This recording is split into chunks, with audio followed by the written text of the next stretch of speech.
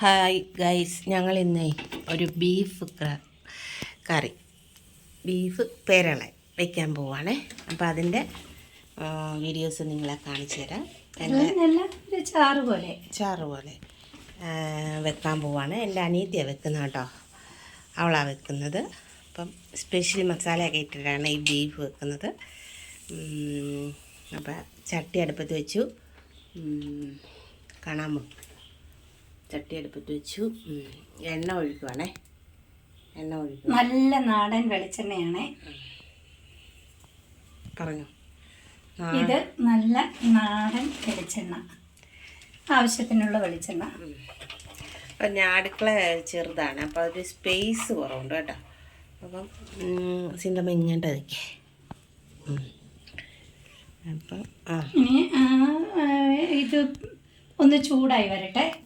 ചൂടായി വരുമ്പോൾ നമുക്ക് അടുത്തത് ചെയ്യാം. എല്ലാം ഒന്ന് സെറ്റാക്കി എടുത്തിട്ട് വേണ്ടേ.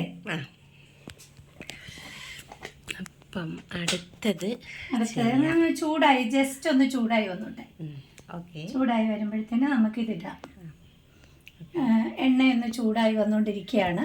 കടുകിടാം. അപ്പോഴത്തേന് എണ്ണ ചൂടായി അപ്പോഴത്തേക്കിന് ഇച്ചിരി കടുകിട്ട് ഇച്ചിരി ഞാൻ കടുകൊന്ന് പൊട്ടി വരുമ്പം നമുക്ക് കടുക് പൊട്ടി വരാൻ നേരത്തേന് നമുക്ക് ഇത് വെളുത്തുള്ളിയാണ്. ഇതിനകത്ത് വേണ്ട ഇൻഗ്രീഡിയൻസ് എന്തൊക്കെയാണെന്ന് വെച്ചാൽ വെളുത്തുള്ളിയുണ്ട്, പിന്നെ ഇഞ്ചി ചതച്ച് വെച്ചിട്ടുണ്ട്. ഇത് വെളുത്തുള്ളി ഇഞ്ചിയും ചതച്ച് വെച്ചിട്ടുണ്ട്. ദേ കടുക് പൊട്ടി. ഇനി നമുക്കിത് ചതച്ചത് ഇടുവാണ്. ദേ ഇത് ആദ്യം ഞാൻ വെളുത്തുള്ളിയാണ് ഇടുന്നത്. വെളുത്തുള്ളിയുടെ പച്ച മണം ഒന്ന് മാറാൻ വേണ്ടിയിട്ടാണ്. അടുത്തത് ഇത് ഞാൻ കല്ലിലാണ് ചതച്ചിരിക്കുന്നത്.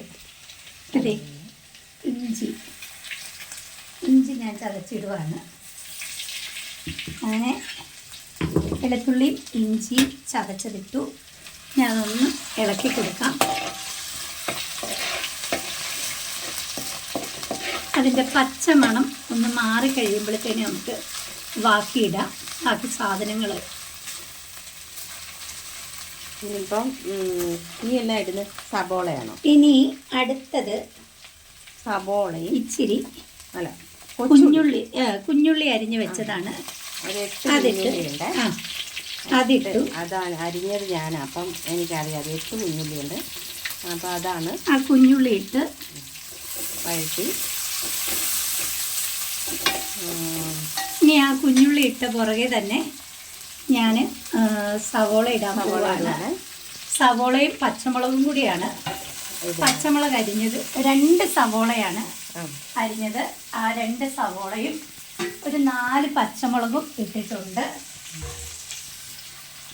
ഇനി നമുക്കൊന്ന് ഇളക്കി കൊടുക്കാം.